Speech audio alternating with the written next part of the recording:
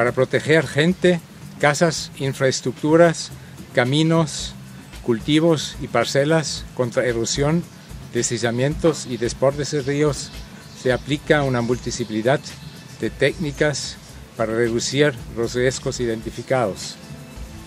Nuestras experiencias han demostrado que son las medidas estructurales pequeñas e implementadas mayormente con materiales locales, aquellas que más movilizan y más impacto en la población local han generado. Son las medidas conocidas como barreras vivas o muertas, trinchos, cortinas con madera, arbustos, bambú, llantas viejas o piedras, etc., combinados mayormente con un manejo adecuado del agua para el caso de deslizamientos. Para el caso de la protección contra desbordes, son los diques, bordas, gaviones combinadas con barreras de plantas o forestaciones las más conocidas. Este tipo de medidas tienen poca importancia y visibilidad en los programas, proyectos y políticas orientadas a la reducción de riesgos, a pesar de sus ventajas, beneficios e impactos, sobre todo social organizativas. Hemos visto que el grado de apropiación de las medidas de reducción de riesgos por las poblaciones amenazadas decrece proporcionalmente con el aumento del grado de la complejidad, tamaño y volumen de la medida. Más compleja, más insumos externos y más grande la medida, se logra menos apropiación y menos sostenibilidad. Menos compleja la medida, más fácil la tecnología y con más recursos locales se la implementa, se logra un mayor grado de apropiación y con eso un mayor grado de sostenibilidad de la medida de reducción de riesgos.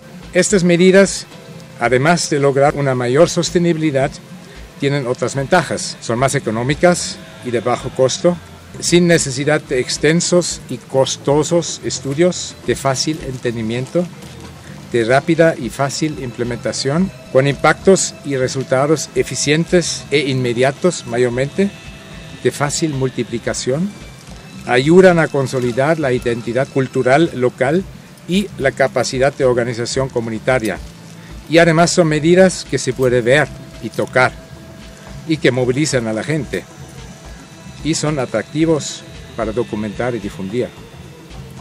Por las razones mencionadas, estas medidas merecen un lugar más prominente en los discursos, planes, programas, proyectos y políticas de reducción de riesgos. El proyecto RIGRAC GTZ contribuye a una mayor difusión a través de sus fichas técnicas y de sus videoclips temáticos. Protección a deslizamientos de suelos que afectan casas, terrenos e infraestructura utilizando estructuras biomecánicas. Vamos a conocer un poco más sobre la protección a deslizamientos de suelos que afectan viviendas, terrenos productivos e infraestructura de importancia para las comunidades mediante la utilización de obras biomecánicas. En este aspecto vamos a ver tres tipos de estructuras desde 4 puntos.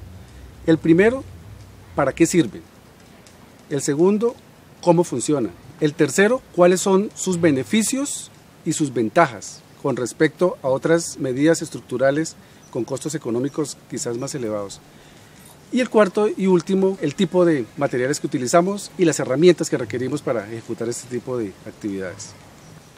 La primera de las estructuras que vamos a ver son las estructuras utilizando materiales vivos, es decir, estacas, madera enraizable, tales como el sauce, que es abundante en la zona, la guadua, el bambú o tarro, como comúnmente se conoce en Guatemala. Son especies muy promisorias, no solamente desde el punto de vista de funcionalidad en las obras biomecánicas que estamos viendo, sino también desde el punto de vista económico y ambiental. Materiales de construcción, estacas de diferentes dimensiones, dependiendo de la amplitud del área que queremos recuperar. Algo de alambre para amarrar, un machete para cortar las estacas en sus dimensiones adecuadas y sobre todo muchas ganas de hacer las cosas por parte de la comunidad. ¿Para qué sirven las estructuras vivas? Nos sirven para retener los suelos en aquellas zonas que por el contenido de humedad otras especies no tienen la capacidad de sobrevivir y con la particularidad de que son autosostenibles, es decir, es una estructura viviente que cumple una función mecánica de sostener el suelo, pero que a la vez genera otra oportunidad para las comunidades que las utilizan, incluyendo forraje para los mismos animales y en la parte ambiental refugio para la fauna silvestre, en un momento dado si se piensa en lo ambiental. ¿Cuáles son sus ventajas? Son materiales de fácil consecución en la zona, son de bajo costo y de fácil construcción. Beneficios que obtenemos: estructuras que nos dan garantías de estabilidad en los suelos, sobre todo en aquellas zonas húmedas de lavaderos, de caños, quebradas, que por su condición permanecen con cierto nivel de humedad durante todo el tiempo. Además a ello, un beneficio adicional bien importante, que es un valor agregado, es su utilidad en la fabricación de artesanías, por ejemplo, en el caso del tarro o la guadua, como universalmente se conoce a esta especie, que es muy promisoria para la recuperación y estabilización de taludes con estructuras vivas. La segunda estructura es las estructuras mecánicas utilizando materiales inertes tales como la piedra, como las llantas viejas que en las ciudades y en las grandes urbes y poblaciones pequeñas se convierten en verdaderos focos de contaminación. Para este tipo de estructuras resultan muy versátiles y de gran utilidad. ¿Cómo funcionan este tipo de estructuras? Las estructuras utilizando materiales inertes funcionan como verdaderas estructuras de gravedad. La piedra, rajón o la piedra bola o redonda, que comúnmente son cantos rodados que se consiguen en los ríos, es un material muy útil en la utilización de este tipo de estructuras. Sirven para la estabilización de la profundización de los fondos de los cauces en drenajes naturales como las cañadas, las quebradas y los drenajes temporales para las aguas lluvias, que es una de las múltiples funciones que se tiene para este tipo de estructuras mecánicas. Otra función bien importante y eficiente es en el mejoramiento de la estabilidad de terrenos recién conformados, donde se van a implementar construcciones de viviendas o infraestructura productiva, incluso de los mismos caminos. En la construcción de este tipo de estructuras es importante considerar los materiales para determinar el grado de seguridad que se le quiere dar al terreno a estabilizar. Las viviendas son infraestructuras muy claves porque allí habitan personas, habita gente y por tanto su seguridad debe ser mayor a aquellas que en un momento dado podemos emplear en la estabilización de una vía. ¿Qué tipo de materiales empleamos? La piedra es un elemento de construcción muy importante, llantas viejas, alambre para amarre, algo de cemento, herramientas las habituales, palas, piochas, carretillas y otros elementos que comúnmente utilizamos en las labores de trabajo en la finca. Es importante en la implementación de este tipo de infraestructura que la municipalidad, su personal y sobre todo la parte técnica participen de manera activa en la dirección para incluir los mínimos elementos técnicos que hay que considerar: pendientes, alturas, mezclas de concreto, si es el caso de utilizarlas, es clave, porque una mala utilización, unas pendientes muy elevadas en taludes de este tipo de estructuras, más allá de los 4 metros de altura, nos pueden causar un perjuicio en lugar de un beneficio. Por eso, si no sabemos, asesorémonos. La tercera estructura biomecánica es la combinación de las dos anteriores y es quizá la que juega un papel mucho más importante, porque estamos combinando materiales vivos con materiales inertes. Esto nos da una mayor garantía de estabilidad y durabilidad. Combinar estacas de sauce, varas de tarro, piedras, llantas, gramíneas, en un momento dado nos permiten consolidar y establecer verdaderas estructuras biomecánicas para la estabilización de suelos que en un momento dado nos pueden afectar nuestras viviendas, que pueden afectar nuestra infraestructura estratégica como son los caminos rurales o infraestructuras productivas como los terrenos en los cuales cosechamos. ¿Cuáles son sus ventajas y beneficios? El primero de ellos es la versatilidad en los diseños y las formas que le podemos dar de acuerdo a la necesidad que se presente en el terreno. Es bien importante. Podemos hacerlas rectas, curvas, onduladas, es decir, las acomodamos a la necesidad en la búsqueda de la solución de nuestros problemas. Igual que las dos anteriores, se resumen los beneficios y las ventajas. Materiales de muy bajo costo, de fácil consecución, de fácil construcción, duración, de utilidad desde el punto de vista cultural por las comunidades, que resulta en últimas lo que nos va a dar la sostenibilidad de la implementación de este tipo de medidas en una región determinada. Por último, hemos descubierto 3 ingredientes secretos en la implementación de medidas biomecánicas o estructurales con las comunidades. El primero de los 3 ingredientes secretos es una comunidad comprometida y organizada que asuma de manera autónoma su propio desarrollo. Ese es el primer ingrediente nuestro. El segundo ingrediente es un aprovechamiento intensivo pero sostenible de los recursos locales, tanto forestales como de otros recursos disponibles en la zona. Y por último, como tercer ingrediente secreto, es que exista un acompañamiento técnico permanente durante la fase de implementación de estas medidas estructurales, con una participación muy decidida de las comunidades en su uso, aprovechamiento y sobre todo adecuación a las condiciones medioambientales que se tiene en cada lugar.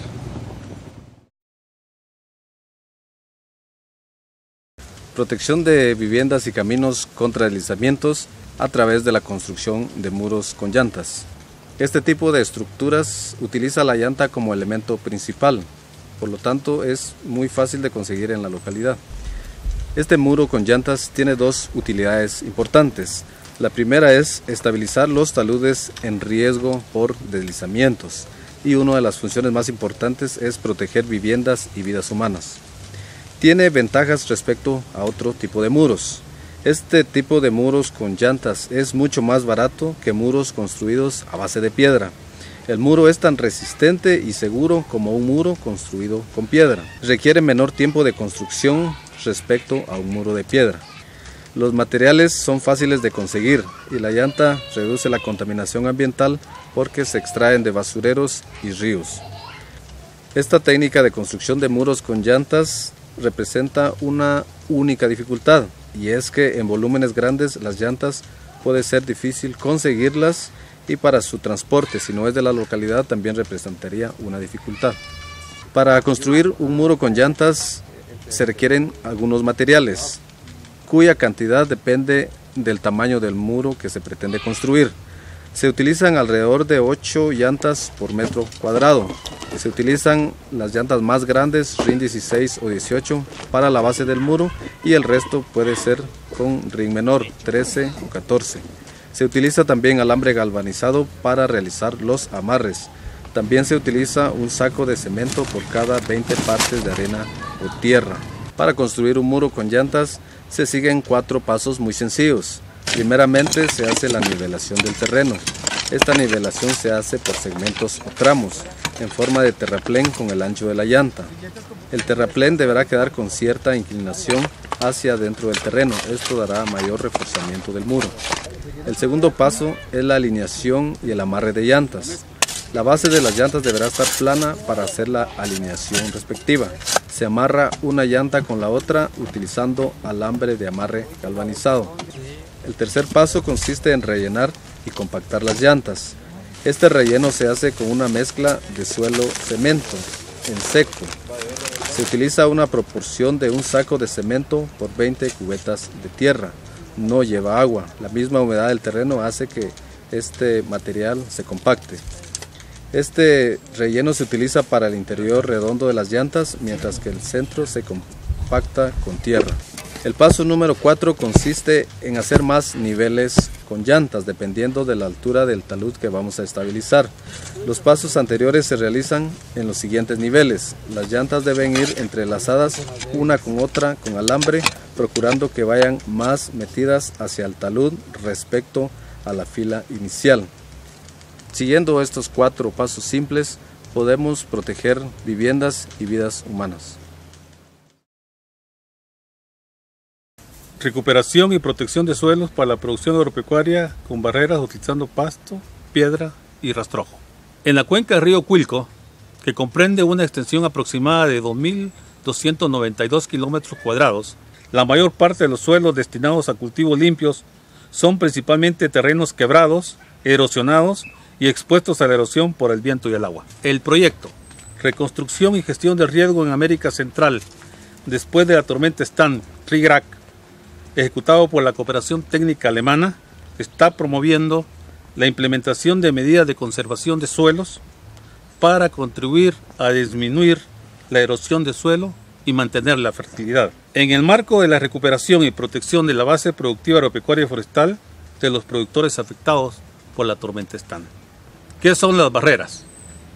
Las barreras son estructuras conformadas con diversos materiales como plantas perennes y de denso crecimiento, piedra o rastrojo, las cuales se construyen en terrenos inclinados con pendientes hasta del 50%.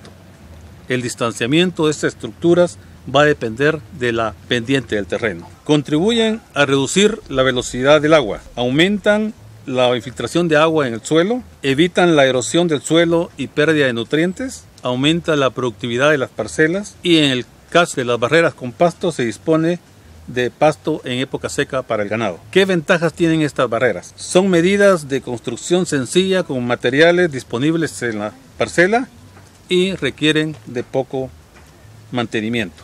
¿Cómo se construyen las barreras? En primer lugar, hay que realizar el trazo de curvas a nivel, iniciando el trazo de la línea madre o línea central, ubicándola en el terreno donde la pendiente es más pronunciada y uniforme. Luego, colocar las estacas de acuerdo al distanciamiento que se utilizará para cada curva según pendiente. Con la utilización del nivel en A, se procede a colocar las estacas que nos definirá la curva a nivel trazada. Casi siempre es necesario hacer correcciones de estas curvas. Sobre la curva a nivel se procede a sembrar el material vegetativo o semilla o rastrojo según sea el caso, y el distanciamiento va a depender de la pendiente. Por ejemplo, con un porcentaje de pendiente del 2%, el distanciamiento de esta estructura sería de 30 metros. Con porcentaje de pendiente de 10%, el distanciamiento sería de 20 metros. Y con un porcentaje de pendiente del 45%, el distanciamiento de la curva sería de 4 metros. Cuando las estructuras son con pasto, se recomienda podar estas barreras a una altura de unos 30 o 40 metros antes de la lluvia para lograr un mejor amacollamiento de las plantas. También se recomienda cortar el pasto de setaria o el que se esté usando antes que se lignifique para lograr un mejor aprovechamiento al momento de darlo al ganado. Los materiales que necesitamos para construir las curvas o estas medidas, necesitamos nivel en A, estacas, azadones, machetes, material vegetativo de pasto o semilla, piedra, rastrojo. Protección de pasos de agua en caminos rurales. El problema de pasos de agua en caminos rurales tiene una solución en las mismas comunidades y es utilizando los recursos locales. La protección de pasos de agua en caminos rurales puede hacerse a través de obras modestas con materiales locales o en otros casos estructuras más elaboradas a base de piedra y cemento. Pero en nuestro caso damos mayor importancia a las medidas que tienen participación comunitaria y utilizan recursos locales porque son fáciles de realizar y se da mayor apropiación de la gente para implementarlas y replicarlas. Además, sus reducidos costos las hacen viables para todas las comunidades rurales. ¿Para qué sirve? Sirve para permitir el paso natural del agua sin causar daños a las vías de acceso. Y otra utilidad es que hace más seguros nuestros caminos rurales. Las comunidades se apropian mejor de estas obras respecto a otras obras más complejas y estructurales. Los materiales son fáciles de conseguir porque existen